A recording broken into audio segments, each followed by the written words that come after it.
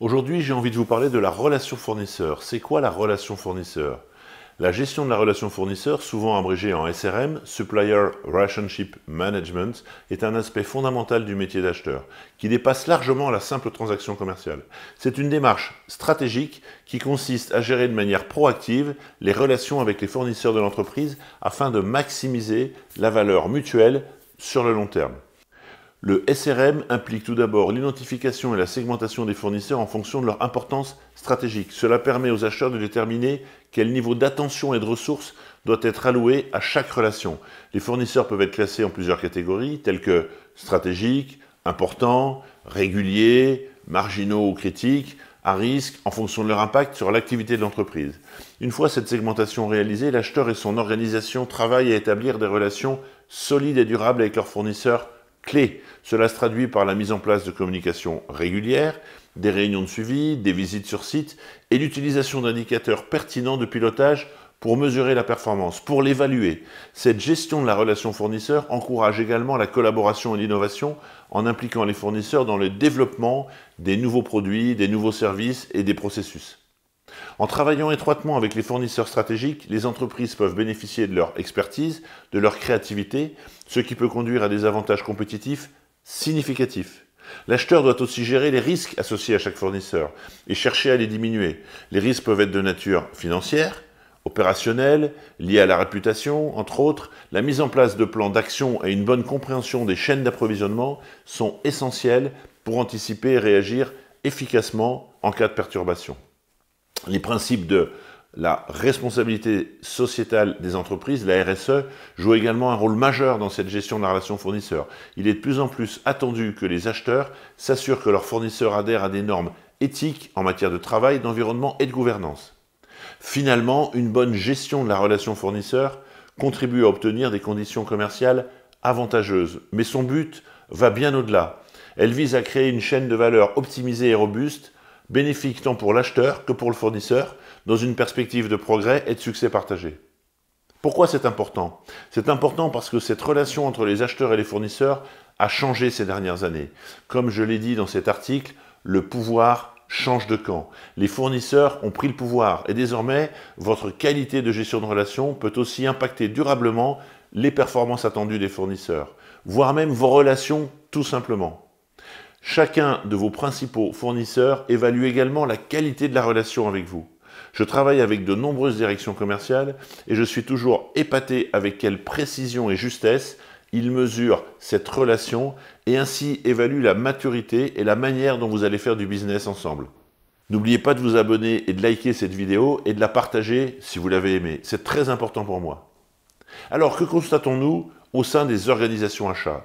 L'affirmation selon laquelle les acheteurs ne rencontrent plus leurs fournisseurs ne reflète pas entièrement la réalité du métier. Cependant, il est vrai que la fréquence et la nature des rencontres entre les acheteurs et les fournisseurs ont évolué au fil du temps. Pour plusieurs raisons, notamment les avancées technologiques et les changements de pratiques organisationnelles. Voici quelques raisons et nuances que je souhaite partager avec vous. La digitalisation des processus d'achat. Avec l'avènement des outils de communication numérique tels que les emails, les vidéoconférences, les plateformes d'e-procurement, les interactions physiques peuvent parfois être réduites. La digitalisation permet de gagner du temps et d'augmenter l'efficacité des échanges.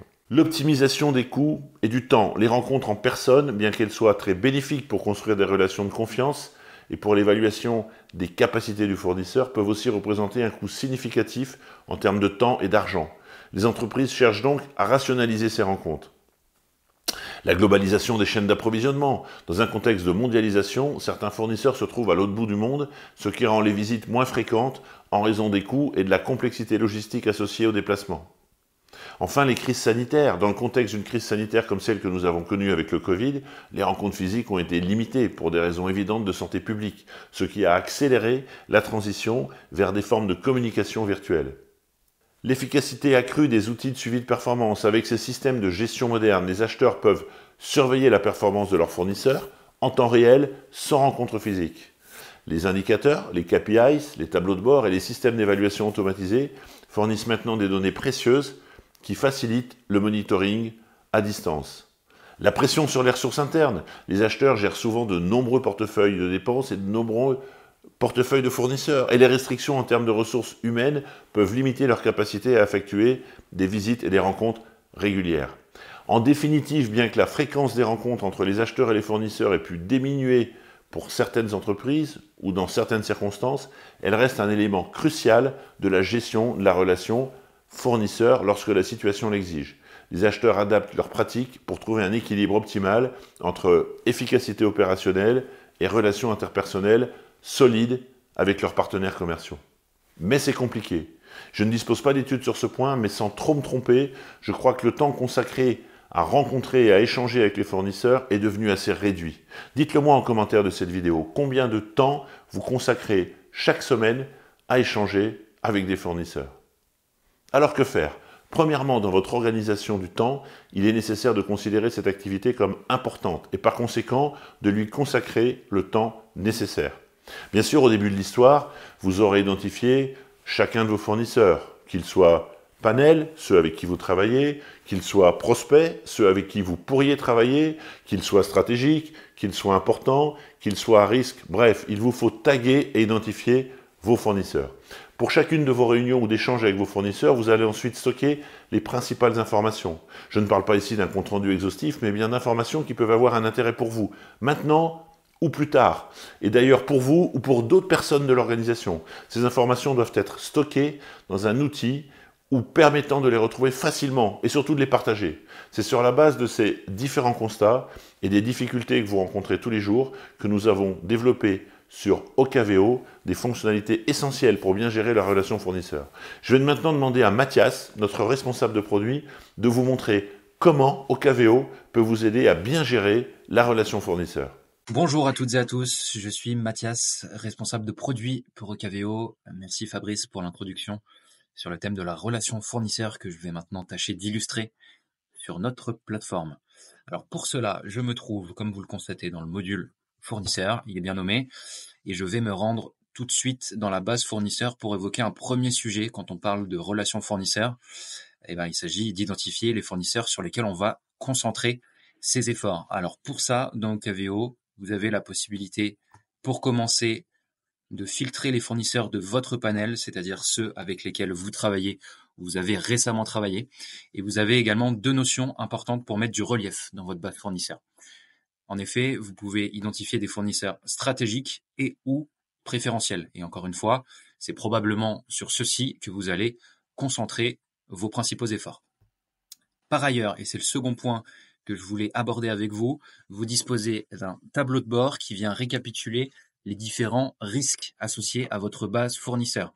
Vous voyez ici sur la partie gauche de la page différents indicateurs qui viennent vous illustrer certains risques, notamment sur les aspects financiers, où on vient regarder les fournisseurs avec un taux de dépendance dépassant un seuil que vous avez fixé, ou alors le sujet des évaluations par exemple, où Ocaveo vous remonte automatiquement la liste des fournisseurs ayant reçu de mauvaises évaluations. Et vous remarquez également sur la partie centrale des indicateurs liés, et ça fait le lien avec la première partie de mon intervention, aux fournisseurs stratégiques, où vous allez pouvoir vérifier le taux de fournisseurs, par exemple, affecté à un responsable au sein de votre équipe. Pour la suite, je vais ouvrir une fiche fournisseur pour rentrer un petit peu plus dans le détail. La voici, de la relation avec un fournisseur cette fois-ci. Donc quand vous accédez à une fiche, vous obtenez les informations principales et identitaires de ce fournisseur ainsi que des indicateurs toujours sur le risque, mais cette fois-ci filtrés sur le fournisseur en question, en l'occurrence Ocaveo. Et vous disposez également d'onglets dans lesquels vous pouvez naviguer pour, par exemple, déclarer des incidents, déclarer une évaluation ou demander des évaluations à d'autres utilisateurs. Mais ce que je souhaitais vous montrer particulièrement dans cette vidéo, c'est la gestion de tâches qui vous permet de réaliser des plans d'action, de planifier des plans de progrès également avec vos fournisseurs. On voit ici dans cet exemple un plan d'action lié au déploiement et au suivi de l'exécution du contrat d'abonnement avec le fournisseur Ocaveo, où on voit différentes actions et réunions planifiées dans le temps, affectées à des utilisateurs chez vous, pour pouvoir suivre ces différentes actions qui vont constituer la relation avec ce fournisseur. Et je voulais également, c'est bien le cœur de la relation fournisseur, vous montrer cet onglet Activités qui regroupe toutes les interactions que vous avez avec un fournisseur, que ce soit des dossiers, des projets d'achat, ou même les contrats en cours d'exécution ou à venir, où vous constatez les informations principales de ces objets, ainsi que les responsables en interne chez vous, les enveloppes financières que cela représente, et on a même une visibilité possible sur les commandes passées auprès de ce fournisseur. Alors voilà, c'était un récapitulatif, une synthèse assez rapide des principaux éléments auxquels vous pouvez faire appel pour répondre à cette thématique de la relation fournisseur dans Ocaveo. Bien sûr, si vous êtes intéressé, nous sommes à votre disposition pour vous en montrer davantage. Merci à tous et à très bientôt. Top! Merci Mathias pour cet éclairage de ces bonnes pratiques avec l'aide d'un logiciel de gestion des achats. Vous voulez en savoir plus sur Ocaveo? Demandez-moi en bas de cet écran une démonstration et cliquez sur le lien. Pour terminer cette vidéo, je vous rappelle 5 points importants pour mettre en place des pratiques achats performantes afin de bien gérer la relation fournisseur. Premièrement, définissez la typologie de vos fournisseurs. Stratégique, important, critique. La réalisation de votre cartographie de dépenses est un bon moment pour le faire. Deuxièmement, organisez du temps dans votre agenda pour ces rencontres. Chaque semaine, au moins une demi-journée doit être consacrée à ces échanges hors projet ou dossier achat. Une demi-journée, cela représente seulement 10% de votre temps. C'est peu, mais c'est un début.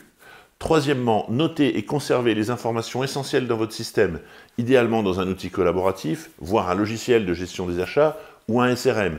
Jamais dans le fameux cahier dont vous prenez des notes et que vous ne relisez jamais. Quatrièmement, partagez les données sur vos fournisseurs avec les acteurs concernés dans l'organisation. Vous êtes l'animateur de la relation, mais vous n'êtes pas le seul concerné. Et puis enfin, communiquez. Communiquez régulièrement des données sur les fournisseurs, qu'ils soient prospects ou panels, à l'intérieur de l'entreprise. C'est une excellente manière d'installer la culture achat. N'hésitez pas à liker et à partager cette vidéo avec votre réseau, et je vous dis à bientôt.